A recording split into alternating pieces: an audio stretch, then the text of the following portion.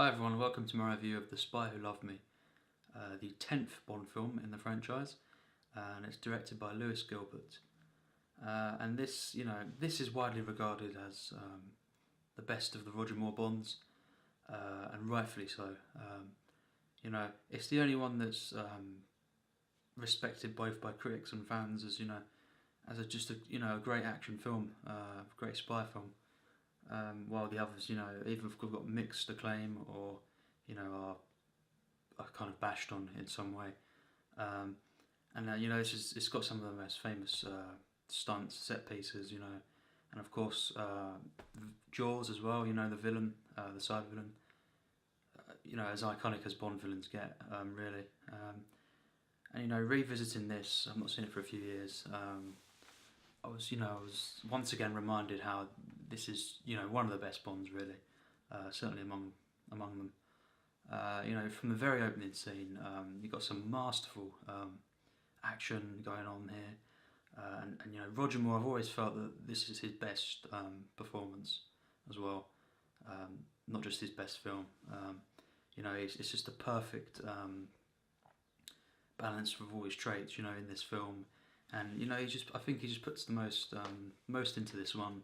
He's got so much energy in it, but also he's suave, cool and everything, and charming. But the opening scene is just masterful, really, and just the ski scene and just the way he jumps off the cliff and everything goes silent, and then the Bond theme comes on when he opens the chute. It's just the timing of that is just so perfect, and then of course the chute kind of just goes into the hands and the credits come on. Perfect transition there and amazing credits as well, some of the best in a Bond film. The song "Nobody Does It Better," performed by Carly Simon. Again, great song, great Bond theme, and it's just so good. And it's iconic. Everyone knows it. And it was the first Bond theme that wasn't called the name of the film, I believe. It's just a great song, really. The score in this film was not done by John Barry. He wasn't available at the time. It was done by Marvin Hamlisch instead, and it's greatly scored here, I think. And there's a great use of classical music throughout the film, and just used at the perfect moments to establish different things. John Barry's not here, and it's still a greatly scored film, and it actually has use of some film scores, Lawrence of Arabia and Dr. Zhivago. But the Lawrence of Arabia theme, you'd think, because it was so iconic, and rooted to the film, you'd just be stupid and out of place here, but it's actually used to great effect, and it doesn't take away, it actually adds it. It's really well used, I thought. They'd attempt to do some of this sort of stuff similarly in Moonraker, and for me that didn't quite work, but here it's just used really well, in the desert scenes in particular. And of course, there's Bach as well, music by him. I think it's one of the intro scenes to the villain, and it's just, really well used, juxtaposed with, what's going on there and the sharks. He's feeding someone to these sharks and stuff. And, the villain I thought was really good in this. Carl Stromberg is the character, and it's played by Jürgens, I think is how you pronounce it. And he's a great villain. They didn't want to go for Blofeld again, and I think that's a good move. And the villain in this film I thought was really good, and the way he was introduced, as I say, especially with that use of music and stuff, really, really good. Well, you could say masterful, actually. This film I think has a great mixture of the villains as well, Jaws, and the Bond girl, played by Barbara Bach. She's a great Bond girl, actually, and the chemistry between her and Roger Moore I thought was really, really good. Roger Moore on form, definitely his best role, I think. great Bond girl, great villains, but Jaws really is the standout of the two villains, I would say. There's a reason why he's so iconic, and throughout, I'd say, the first half at least, he's a big presence in the film, and he's always on, he's always after them, he's indestructible. It's kind of like the Terminator before the Terminator, really. And he's just brilliant. It's comical at times, but he's also like a massive threat to Roger Moore and the Bond girl. Throughout, especially the first half or first two acts, and it's just played really to perfection. It's comical, but it's a threat. It's a threatening role. And just the way he's always got a presence, he's always after them. It creates so much tension, and it allows the film to move at that pace. He's always after them. There's always something you're thinking, when's he going to appear? And it's just played to perfection, really. The comedy mixed with that, the threatening behaviour is just perfectly balanced, I thought. And yeah, he's a likeable, even though he's the villain, he's a likeable character, I thought.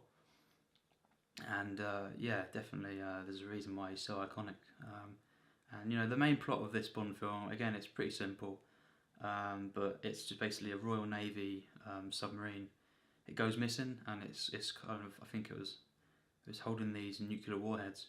So Bond's sent on the mission to investigate that.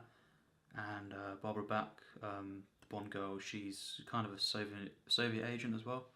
So they kind of cross paths, and they're together throughout most of the film. And there's as well the first act, for mostly where Bond is on his own. I thought was masterful. Some of the first appearances of Jaws, and the scenes at night time in Egypt. I thought there was just some great, masterful filmmaking going on, with the stealth elements, the way the shadows were used, the lighting, and just the way the action that was going on in the background, kind of juxtaposed with the opera that was going on. I think there was an opera going on, perfect, really. And it just works perfectly, and all the action in this film is pretty much flawless. I would say, just brilliant. And no act in this film seems bogged down by anything, and it's just a constant, engaging and fun experience. And as I was saying, it's got some great filmmaking elements in it. It's not just a fun film. Well, it is a fun film, but I think as well, some Bond films and blockbusters in general, I think people they don't think it can be art just because it's entertainment. I think entertainment can be art, of course, if it's done that well, and art can be entertaining. There doesn't have to be a distinct separation, and this is a definite example of that, because every sort of element of filmmaking is used to create this like kind of just constantly flawless, really, action adventure film, and it's just constant throughout, just greatness, really. And as it stands, actually, I think it's a bit underrated, but most of the Bonds are. What can you say? But yeah, the plot is simple, but every act, it just it leads to the next with such a momentum, and of course, the way Jaws is played into it, and the other villain as well. It's just perfect, really, in that sense. And I didn't feel like there was any massive flaws, really, and it didn't feel. It feels the least campy of all the Roger Moore Bonds. It feels like I think most of the other ones felt, in some way at least, B films, all of the Moores. But this one didn't. It just felt like a kind of masterly crafted blockbuster, really, like a Bond should be. And just all the characters, all of the acts, the way they go together, the action, the music, The film is just stunningly directed, and it's got such a flow and a pace. It really never stops really until I suppose the last half an hour is where they arrive at the base of the villain. And yeah, you could say that's not quite as engaging, and also not quite as fun as the rest of it. But it's not one of them Bond films for me where it disappoints in that act. I feel that it manages to deliver really on the final act. And another thing to note as well, this film has underwater scenes, and where fundable, as you know, if you've seen my review, I thought these were poorly done and just slowed the picture down. Here, they're actually really good, and that's rare for me to make engaging underwater scenes. The famous car that goes underwater, bits like that. There's always something fun going on. And it doesn't slow the film down, and it's actually well directed. A lot of the fundable scenes underwater seemed a bit flat. They weren't as well directed. Here they are, definitely, and it never slows the film down at all, really, for me. And some of the other side characters in the film as well. Along the way, just really memorable. And of course, Q has one of his, for me, his funniest moments involving the car that he gives to Bond. And Richard Kiel as Jaws as well. It was considered really a side villain, but for me, he steals the show in that sense. And at the end as well, the characters that help Bond at the end in the base. It's also memorable. And it never feels like there's really a weak elements of this film, weak characters that bring it down at all. Whereas some of the Blofelds in the past, I didn't really find that engaging. The main villain is really good, and then of course Jaws as well, just a great villain. And the final act, it's more slower, but it's kind of just masterfully done, really, in that sense, and just the way everything builds up, and then it all plays out at the end, which I won't ruin. And Jaws' last moments in this film, it's just brilliant, really creative, simply creative, I'd say, but just effective and entertaining. Of course, he's in Moonraker, so yeah, he doesn't die in this film. It's not really a spoiler. And it's just a great ending, really. Quite predictable, but the way it's executed, it's great. I think that's a lot of the case with Bond films. It's not really about the plot or anything like that. It's just about the execution, really, and just how well it entertains, really. Of course, there's some Bonds that go really deep as well, which is great. And this one doesn't really. It just is, it's just masterful entertainment, really. I couldn't really find any flaws with it. It's just the fact that it's not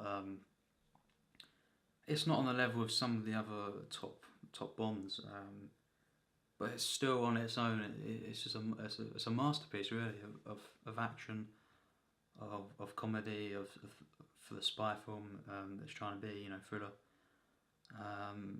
And for that reason, I give it 100%. Not 100% plus. It would have to go even further to do that for me. Some of the Bonds, of course, do for me, but not quite. It's not far off. I just feel it didn't quite go that extra mile, and because it didn't have loads of emotional moments like some of the other Bonds do, right at the top tier of Bonds. But yeah, it really is pretty much flawless, and a couple of things here and there, it could have been even better, but really it's just from start to finish a great film, really, for me. Among my favourite of the 70s as well, I'd say, not just one of my favourite Bond films. And Lewis Gilbert just does a great job in director's chair, and they found the perfect balance in the tone of the film, and the pace of, and everything, and Roger Moore's portrayal in The Spy Who Loved Me, really, and that's, for me, that's why, along with all the iconic moments in Jaws as a villain, it is the most iconic Roger Moore Bond, and for me, it's definitely, without doubt, the best Roger Moore Bond. And stuck in the middle, really, of the previous three, and then the previous two, sorry, and the remaining ones afterwards, and it's just that perfect, has that perfect placement, really, perfect tone.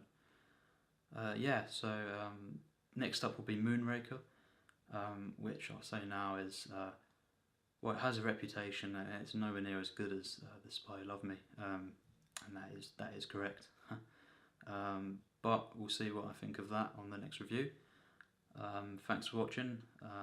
Check out my other videos. Thanks.